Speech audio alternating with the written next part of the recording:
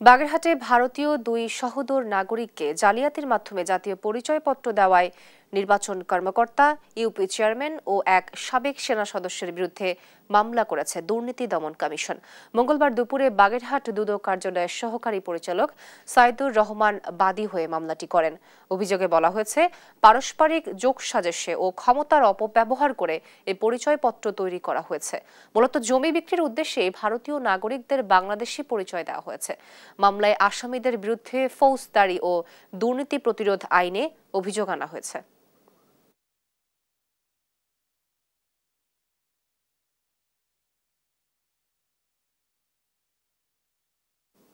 উপজেলা নির্বাচন কর্মকর্তার সহায়তায় একই প্রক্রিয়ায় জালিয়াতির আশ্রয় নিয়ে একটি জাতীয় পরিচয়পত্র সৃজন করে তারা অপরাধ করেছেন এবং এই জাতীয় পরিচয়পত্র সৃজন করে তারা ওই ভারতের নাগরিক যারা আছে তাদের নামে জমি বিক্রয় করেছেন এবং এটা দুর্নীতি দমন কমিশন আইন সহ দণ্ডবিধির আইন অনুযায়ী এটা অপরাধ।